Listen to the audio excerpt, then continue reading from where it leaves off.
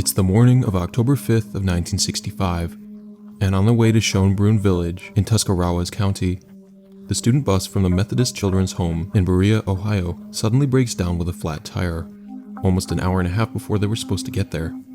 On board are 16 students, along with 3 teacher chaperones, all headed out for what was supposed to be a fun little trip. But the bus driver steps out, checks things over, and lets the group know that because of how remote the area is, it's going to take hours before anything gets fixed. Basically, their day trip just got called off. But instead of packing it all in and heading back, the teachers quickly pivot and decide to spend the day at a nearby reservation in Medina County instead.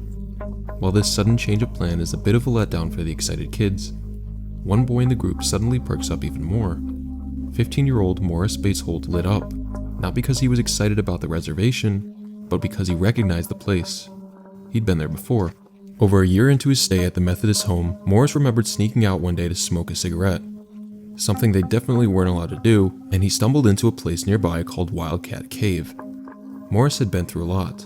After his parents split, he and his siblings were separated and bounced around different foster homes for almost 10 years. He'd only recently been placed under state custody and brought to the children's home. So somewhere along the way, with all the chaos, Morris picked up a few rebellious habits like sneaking out, smoking, and chasing anything that felt even like a little bit of freedom. That's how he'd found the cave the first time.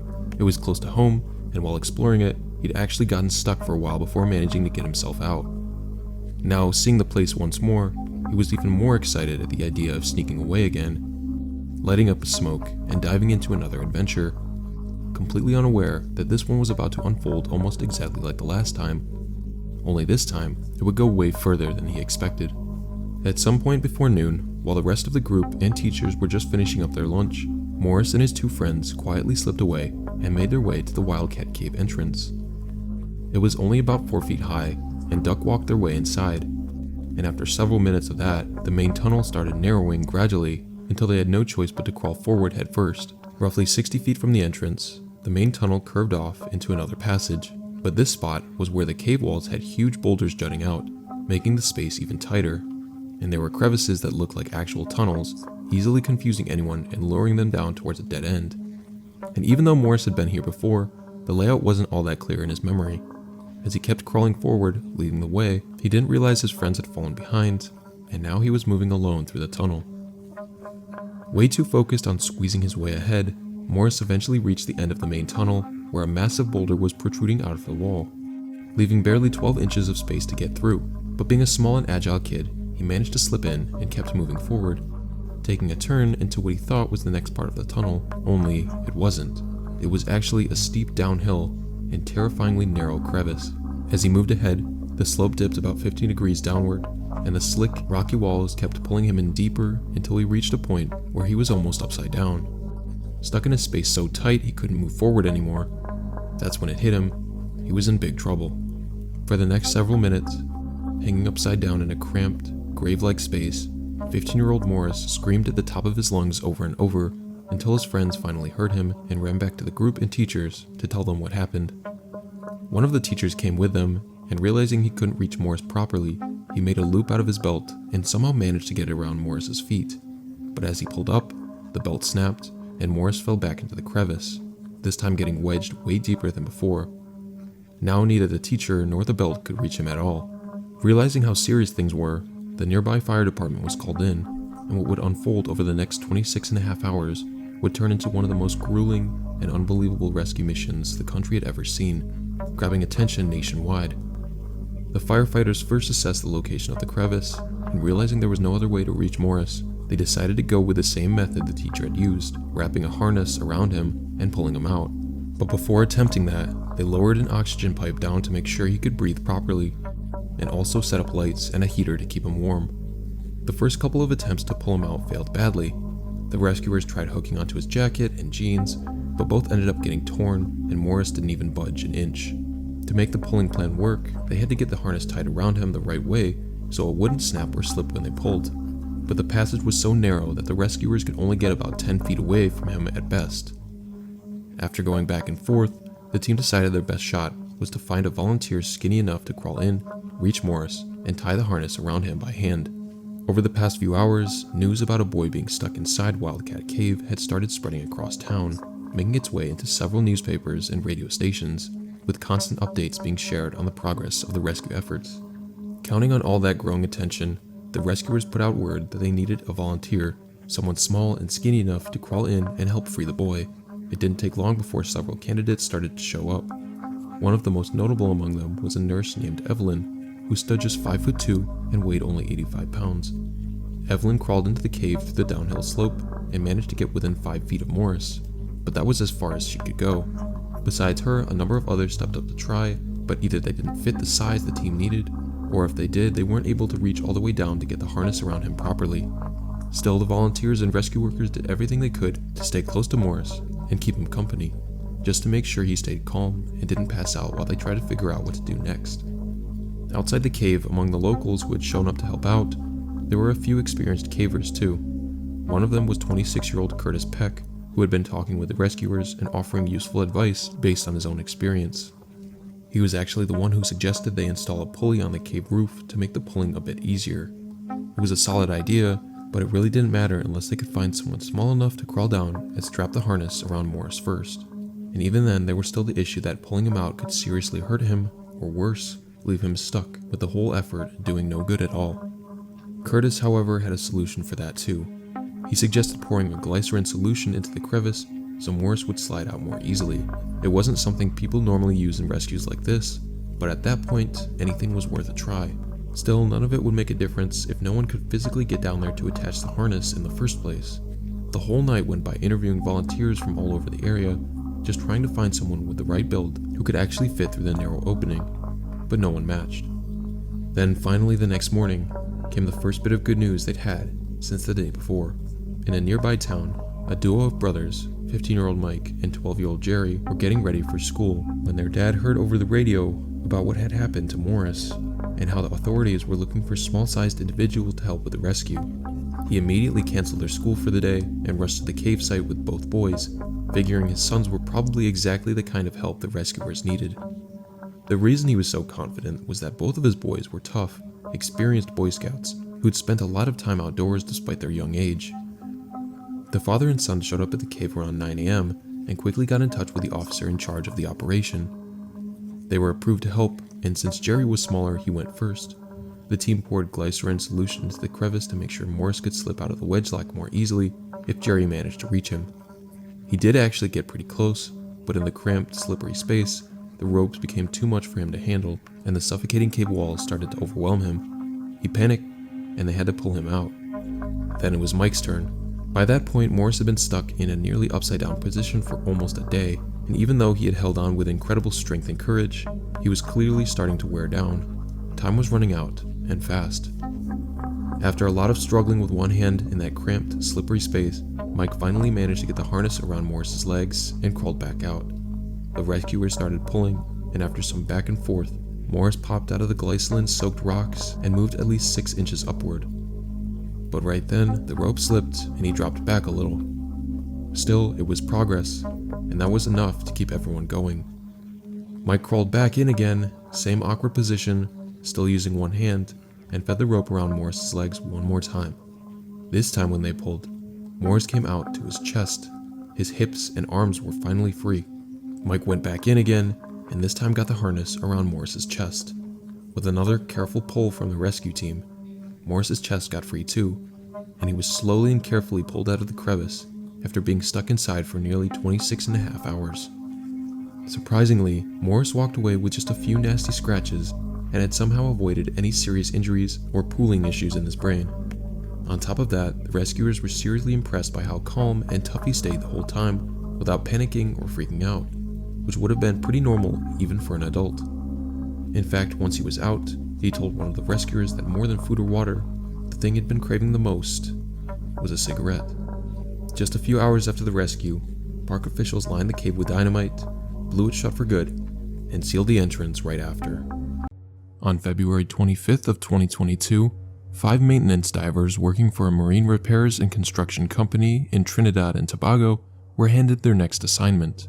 A 30-inch wide stem of an underwater oil pipeline in the Gulf of Paria, just off Pointe-à-Pierre, had been acting up due to a worn-out plug. The plan was straightforward: head underwater, locate the malfunctioning part, and carry out the necessary maintenance. As per standard procedure, one of the divers had a GoPro strapped on to record the footage in case they needed to review the process later. This line of work is among the most dangerous in the world, where even the slightest slip-up or a single piece of faulty equipment can mean life or death. But these divers were highly skilled professionals trained to perform such delicate operations with the precision and focus required, all while keeping their cool. They'd been at it for years and were as experienced as they come, ready for about anything. Except this day was different. What these 5 didn't know was that this dive wouldn't just end in tragedy. For 4 of them, it would leave behind some of the most haunting footage ever to hit the internet. And here's the worst part. The whole disaster may have been prevented if only the company they had worked for had shown the smallest ounce of care for the people literally putting their lives on the line. Trinidad and Tobago is known for being one of the leading oil and gas players in the Caribbean, and this industry is a big deal for the country's economy. Several major enterprises extract oil and natural gases from beneath the ocean and land, turning these raw materials into products like gasoline, diesel, and natural gas, basically the energy that keeps everything running. Most of these companies heavily rely on outsourcing from different parts of their operations, like Company A for drilling and Company B for refining or processing, and so on, which ends up creating this web of smaller names all working under 1 or 2 big parent corporations that hold the major shares and report directly to the government. But here's the thing, with all the complicated hierarchy and non-stop workload, the actual people behind the scenes often get pushed aside, and these big names end up being more concerned with protecting their reputation than appreciating the workers breaking their backs to keep things moving. Not to mention, it only gets worse when something goes wrong. Christopher Boudrum had just returned to work in February of 2022 after taking some personal time off. The last month had been incredibly tough. He lost his mother and had been diagnosed with COVID-19, which forced him to step away from his responsibilities for a while to grieve and recover. He worked as a deep-sea maintenance technician for the Land and Marine Constructive Services, or LMCS. As the name suggests, LMCS was a marine repair company that took on contract-based jobs, partnering with larger oil refineries to handle maintenance projects with their own crew. In this case, LMCS was hired by Perea Fuel Trading, which was owned by another big state-run corporation. The day after Christopher returned, he and 4 of his teammates, Faisal Kurban, Kazim Ali Jr., Rishi Nagasar, and Yusuf Henry, were given a task to repair one of Perea's pipelines. It was a 1,200-foot long, 30-inch wide, U-shaped pipeline stretched between 2 specific berths at the port. To break it down, a berth is simply a spot where ships park to load or unload cargo. The pipeline connected berth 6, which ships unloaded oil, to the refinery at berth 5, basically acting as a giant oil conduit beneath the sea. But there was a catch. The pipeline was what the industry called a dormant line or a dead leg. Basically, that just means it's a section of the pipeline that doesn't get used very often. However, since they're still connected to the main system, they hold a decent amount of liquid. That leftover fluid can either spill into the ocean, causing major pollution, or react with ocean contaminants and mess up the pipeline itself. To prevent that, refineries use large inflatable plugs to seal the ends of these pipes. Think of it like a garden hose. After watering your plants, there's always some water left inside. If you're not planning to use it again soon, you'd probably disconnect it, cap the ends, or roll it up to keep dirt or bugs out. Pipelines work the same way, just on a much larger scale. Instead of a simple cap, they use giant inflatable plugs to seal the pipes. This keeps the oil locked inside and avoids leaks or contamination until the line is needed again. But sealing off an underwater pipe isn't as easy as it sounds. These plugs have to deal with some intense pressure. On the outside, they're holding back the immense weight of the ocean, while inside, things like trapped air and temperature changes can create a vacuum, leading to extreme negative pressure. This means when the plug is removed, whether for repairs or to use the line again, that vacuum can cause a massive suction force, pulling everything inside in just a split second. To prevent these kinds of hazards, oil companies don't just need to monitor pressure differences, they're also supposed to notify the repair team if there's any suspicion of pressure building up behind the plugs before anyone else even approaches the pipeline. But on February 25th, when Christopher and his 4 teammates arrived to the repair site, no one told them there might be dangerous negative pressure behind the plug they were sent to fix. Assuming everything was good to go, the 5 divers, with one of them wearing a GoPro strapped to their chest, took a plunge into the ocean, ready to get the job done. Since this was an underwater project, going fully submerged wasn't an option for a bunch of reasons. Firstly, the water pressure at those depths is no joke. Then, visibility is terrible, and trying to handle tools down there safely is next to impossible. That's why for situations like this, deep-sea maintenance workers rely on something called a diving bell. It's basically an 8-foot cube-shaped chamber filled with pressurized air. Once it's set over the pipeline or whatever area needs fixing, the air inside pushes the surrounding water out, creating a dry controlled space to work in. Christopher and his team reached the pipeline's malfunctioning plug and carefully set the diving bell right above it. They adjusted the air pressure, creating a water-free zone to start working with their tools. But what happened next was an absolute nightmare no one saw coming. As soon as they loosened the valve to release the plug and figure out what was going wrong, the pressure dropped fast and all hell broke loose.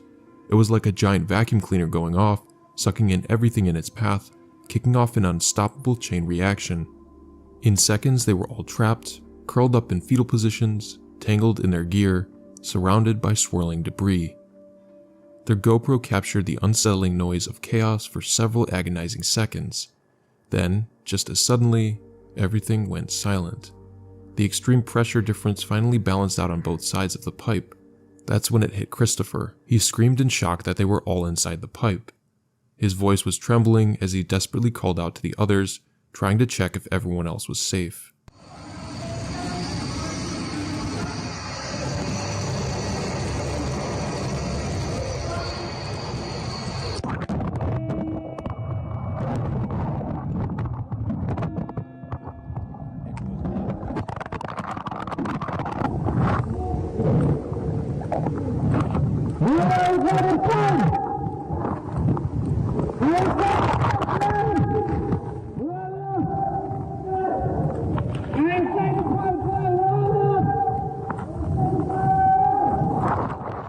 They were all crushed. Surrounded by the slick oil-filled walls of the pipe, the air was thick and suffocating. In the pitch-black darkness, every time they tried to open their eyes or mouths to breathe, the oil-filled seawater burned. To make things worse, the massive vacuum force had slammed them together, throwing their heavy equipment on top of them. They were stuck in weird angles with fractures and broken bones everywhere. The one thing that didn't go completely wrong was their location inside the pipe. Somehow the 5 of them had ended up in an air pocket, which meant they weren't dying immediately. They still had a chance to either find a way out, or worse, face a slow, agonizing death. In the darkest, most terrifying moment of his life, Christopher chose survival. After a few desperate bangs on the pipe and shouting for help, he realized no one was coming right away, and started rallying his team to figure out how to get out. Since they couldn't see anything, the first step was to identify which way was the opening. Christopher thought they'd been sent headfirst into the pipe, so he began moving backward, leading the group in what he thought was the right direction. But Kazim, Yusuf, and Faisal were convinced they'd entered feet first, so going with the majority, Christopher changed direction. Taking the lead once again, Christopher planted his feet on Kazim's shoulders and signaled for the rest of the group to do the same, forming a sort of human chain to push each other around. The progress was painfully slow, but after a while they stumbled upon 2 oxygen tanks, with regulators still attached. They'd been sucked in by the force ahead of them, and even though they were gasping for air, Christopher warned the crew not to use them right away. He told them to take small sips, explaining the pipe probably had stagnant air mixed with toxic oil fumes, which could make them dizzy or even nauseous. The first few feet felt like hours, but somehow they managed to push through. Then, the water level started to rise. Christopher peeked into the next section of the pipe and saw it was completely submerged. He realized that if they all went in with just 2 oxygen tanks for 5 people, there was no telling how long the water-filled section would go on, and it could easily be a death sentence. Worse still, they had no idea if they were even going in the right direction. In those oil-slick pipes, with the walls closing in on them, Christopher made the hardest decision of his life. He decided to leave the group with 1 oxygen tank, taking the other for himself, hoping to reach the end of the pipeline and get help for his team. Christopher pushed on into the endless darkness, breathing in the contaminated air, but after a while it felt like he was getting nowhere.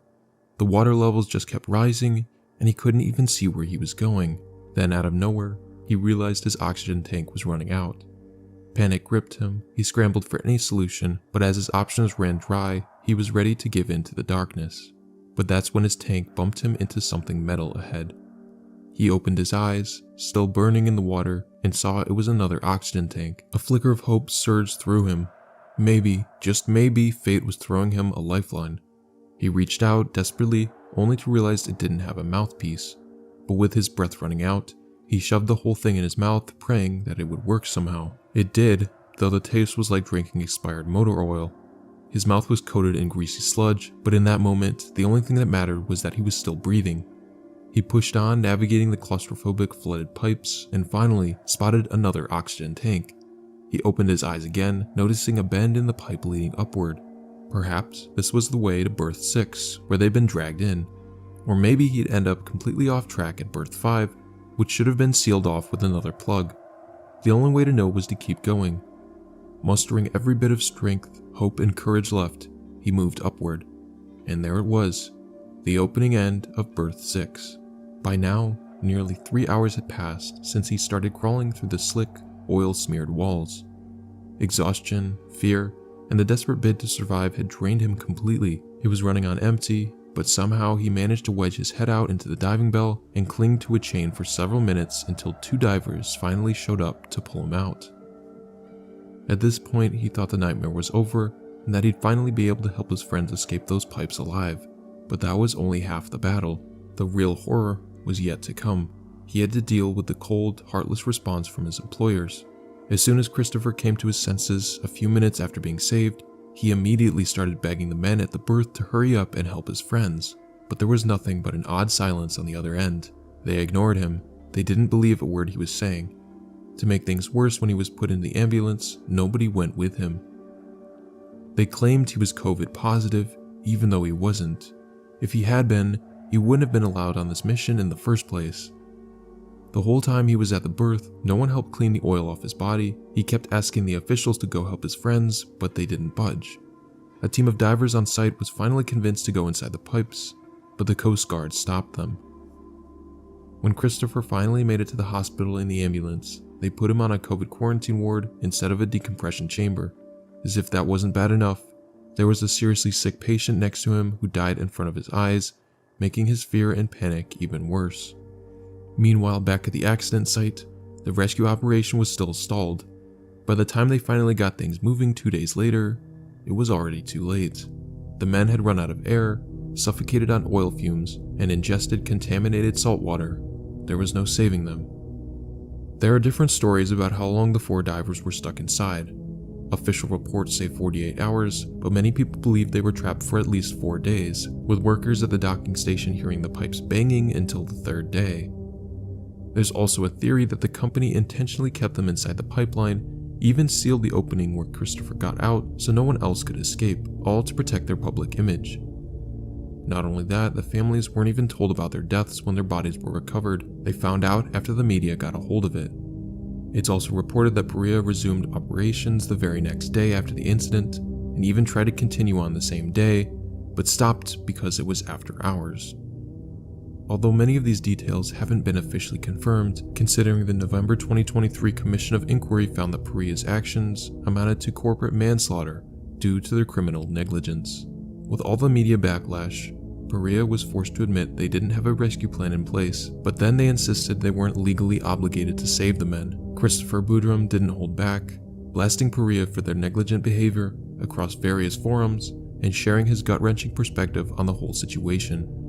He also pointed out that just 2 months before the incident, there was a fire blast at one of the berths, but Perea acted the same way, ignoring it and sweeping the details under the rug. While the 2 events weren't connected, it sure gave a clear picture of the company's character. Christopher opened up about how deeply this has affected him mentally, especially knowing he couldn't keep the promise he made to his friends. He put it this way: the whole thing, it's like a tea bag. The more you dip it, the darker it gets. That's what's happening here, and it's just stuck in my head.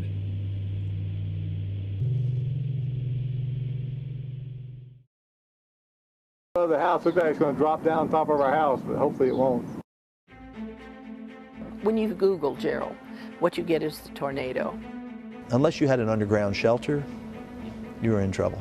Ripped through Williamson County in the town of Jarrell. It took 27 lives and destroyed many homes and businesses in the town. Pipes buried several feet underground, ripped out with unimaginable force. Asphalt torn from the roads as if it peeled away like dead skin. Cars flung, crushed, twisted into unrecognizable wreckage, swallowed into the storm's chaos. Massive trees and utility poles, yanked from the ground, whipped around like ragdolls, then hurled into oblivion. Multi-story houses, grounded, granulated, absolutely pulverized into fine dust. Not stopping there were the cattle, and worse, humans. Families upon families torn apart, shredded, bodies obliterated until nothing remained but an unrecognizable pulped sludge scattered across the wasteland. This is what the first responders to the absolutely terrifying Jarrell, Texas tornado walked into on May 27th of 1997. An ancient Native American legend speaks of a spectral figure known as Dead Man Walking. They say if you see him, death is coming for you.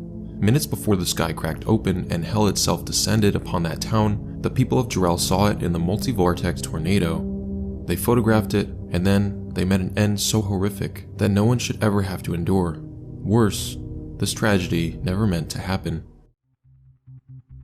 On May 25th of 1997, the regional office of the National Weather Service and the Storm Prediction Center in Central Texas put out their official storm forecast. They mentioned a system of low pressure beginning to sweep across the plains, drifting southward, but they didn't make a big deal out of it, calling it neither well-defined nor particularly strong. Basically just another round of thunderstorms, nothing Texans weren't used to. In fact, the state experiences frequent thunderstorms year-round, sometimes up to 60 days a year. Not to mention, Texas leads the US in tornado activity with an average of 137 touchdowns annually. But since these storms are almost always predictable in the forecasts, there was no reason to expect anything out of the ordinary, at least not for the next 48 hours, because of the atmosphere, lacking all the usual ingredients for a tornado outbreak. But then, somehow, everything changed almost immediately. At around 10 a.m. on May 27th, a cold front was recorded barreling down from the northwest and colliding with a dry line passing over Texas. A dry line is a sharp boundary between warm, humid air and warm, dry air. As you can imagine, it's an already unstable dividing zone, and when something disrupts it, the atmosphere reacts even more violently. The moment the cold front slammed into the dry line, it triggered a chain reaction on a massive scale. Winds surged at different speeds, temperatures clashed, air pressure shifted, giving birth to multiple supercells. A supercell is basically a highly organized and long-lasting column of wind capable of sparking a tornado outbreak, but only in an extremely unstable atmospheric environment. To measure this atmospheric instability, meteorologists use something called convective available potential energy, or CAPE. A CAPE value above 1,000 joules per kilogram is enough to support severe thunderstorms with a real tornado threat. At around 3,000 to 4,000 joules per kilogram, the risk is considered extreme.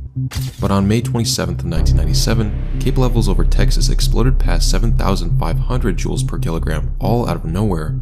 It was a value unheard of at the time. By then, the atmosphere was primed. The ingredients were all in place.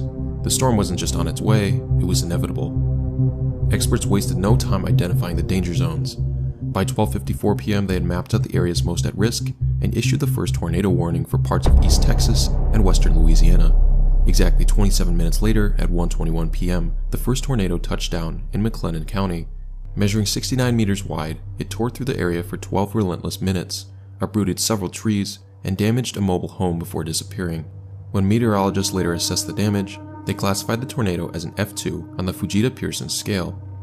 This system ranks tornadoes' intensity from the relatively mild F0 to the catastrophic F5. 11 minutes later, another tornado struck, and then another, and another. For 2 relentless hours, Texas was bombarded by a parade of tornadoes. Then at 3:07 p.m., the 8th tornado touched down in an unincorporated community in Bell County. Up until that point, 2 of these 8 tornadoes had reached an F3 ranking at their peak intensity. This particular one, however, was relatively weaker. It lasted about 18 minutes and was classified as an F1. But at that same moment, forecasters received what seemed like an insignificant update. A thin, almost pencil-like tornado had touched down about 5 kilometers north of Jarrell in Williamson County. Jarrell itself was a quiet community with only a few hundred residents. People there knew the basics of tornado safety, but more importantly, they had no reason to believe that they were in any danger. In fact, according to all the conventional wisdom, Jarrell shouldn't have been in the storm's path at all. Tornadoes in the US typically move with the prevailing upper-level winds, which flow from west to east. This means that the most violent tornadoes form in the west or southwest, and then track eastward or northeastward. It's a predictable pattern, one that forecasters rely on when issuing warnings. And because this tornado had already formed in the northeast, by all logic, it should have continued moving away from Jarrell, not towards it. Another reason was, in the initial minutes, while other tornadoes were wreaking havoc across Texas, this one appeared as nothing more than a thin, pencil-like funnel. It wasn't wide, it wasn't towering. It simply slithered down from the sky, small and unthreatening, nowhere near enough to be seen as a danger, at least to the people of Jarrell, except for one factor. After reviewing first-hand footage, some experts noticed the tornado was moving at an incredibly slow pace. While a slow-moving tornado might sound like a lesser threat, it's actually far more dangerous. Sure, it gives people more time to react and take cover, but for anything caught in its path, the destruction lasts much longer. If it engulfs something, it doesn't just toss it aside, it grinds it down, and by the time it finally moves on, there's nothing left but wasteland. Of course, that only applies when the tornado is big enough, which once again, this one wasn't. But about 15 minutes after forming, around 3:30 p.m., it underwent a rapid transformation, expanding into a massive, multi-vortex column of churning air. And then came the most chilling twist of all. The gigantic tornado suddenly changed direction. Now, it was heading straight for Jarrell, but because it was moving against the wind flow, its speed dropped even further. To put that into perspective, most tornadoes travel anywhere between 30 to 90 kilometers per hour, but this one was crawling at an agonizing 3 to 8 kilometers per hour. It wasn't just a tornado, it was a slow, swirling, inescapable force of destruction that was about to destroy everything. As it edged closer to town, its width expanded even further, stretching up to 1,210 meters, nearly 17 times the size of the first tornado. This swirling vortex of relentless wind shattered debris and uprooted earth spun at over 420 kilometers per hour, earning it the highest classification on the Fujita-Pearson scale, an F5.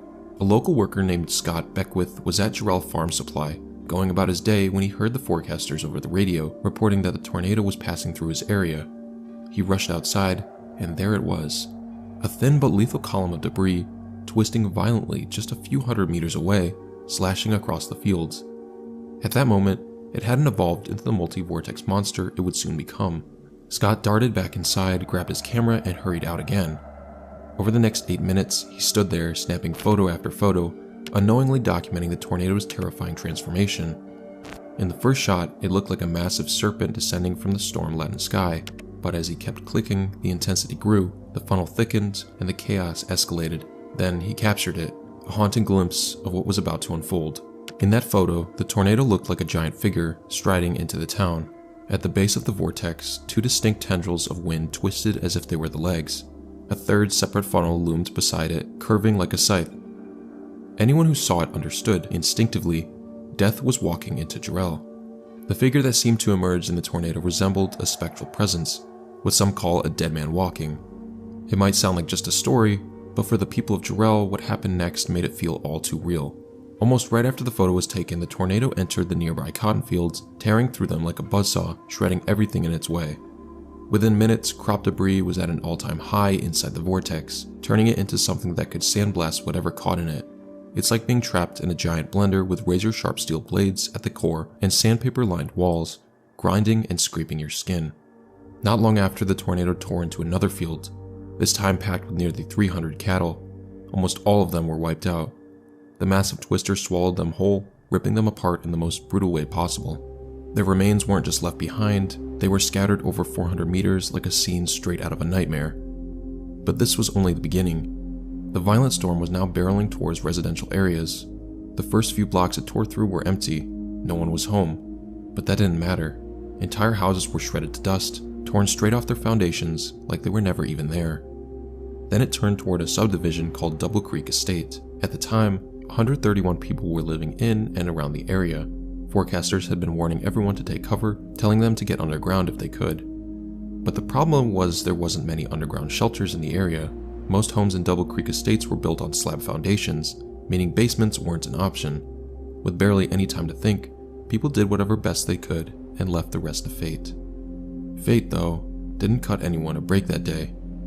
At exactly 3:48 p.m., the tornado roared into the Double Creek Estates subdivision. Church music minister Larry Ego, his wife Joan, and their 3 children, Audrey, Paul, and John, scrambled to the central room of their home, the only place they had to seek refuge. The family huddled together, gripping each other tightly, whispering prayers, and their voices drowned out by the deafening roar of the approaching beast. Tragically, their prayers would go unanswered.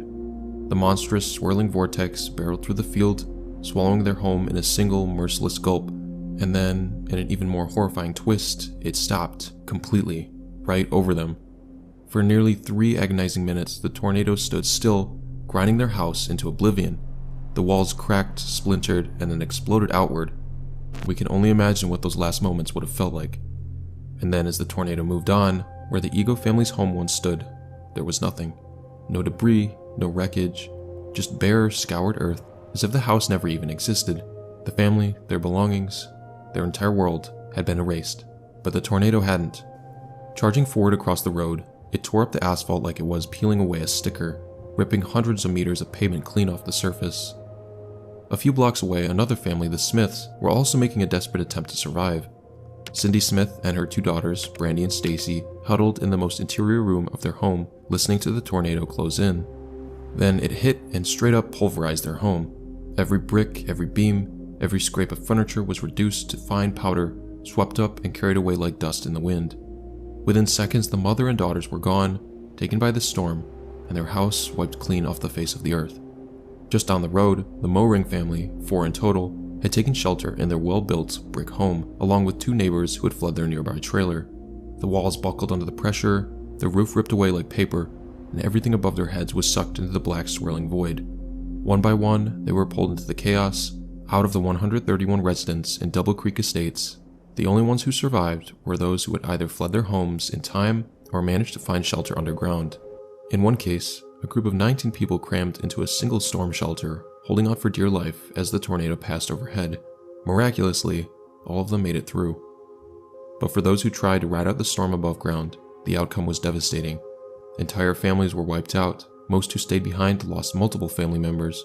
The ones who made it through were left with devastating injuries, and many of them were thrown dozens of feet by the tornado's violent winds. The Lefrance family was one of them.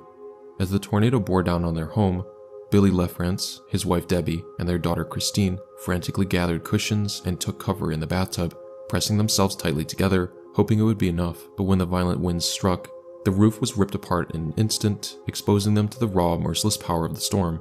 Billy, realizing the danger, threw himself over his wife and daughter, gripping the edges of the bathtub with all his strength. Sadly, it wasn't enough. Christine, curled beneath her parents, heard her father's final words, "Hold on tight," before he was ripped away, vanishing into the tornado.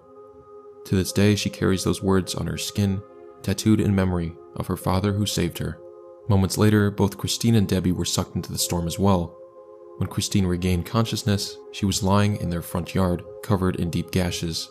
Her mother had been flung several feet away, buried under a fallen tree, barely alive. Billy, however, was gone. The terrifying tornado tore through the town of Jarrell for a brutal 13 minutes, leaving nothing but devastation in its wake. A total of 27 people lost their lives, including 13 children, while 12 others suffered severe injuries. The sheer force of the storm ripped open the ground itself, yanking pipes straight out of the concrete floors, while everything above ground was reduced to little more than dust. The remains of 27 people and 300 cattle were so unrecognizable that forensics teams had to rely on dental records to tell them apart. Adding to the horror, many of the first responders who arrived at the scene were family members or close friends of the victims, forced to sit through the destruction, searching for loved ones in the rubble. Among the 20 tornadoes that formed that day, Jarrell tornado was the 12th and the only F5, yet it accounted for nearly all the deaths out of 30. To this day, it remains one of the most haunting tornado disasters in US history, not just because of its sheer intensity, but because of the strange and almost unsettling way it formed, only to leave behind a tragedy no one could have foreseen. It's widely known by its chilling nickname, Dead Man Walking Tornado.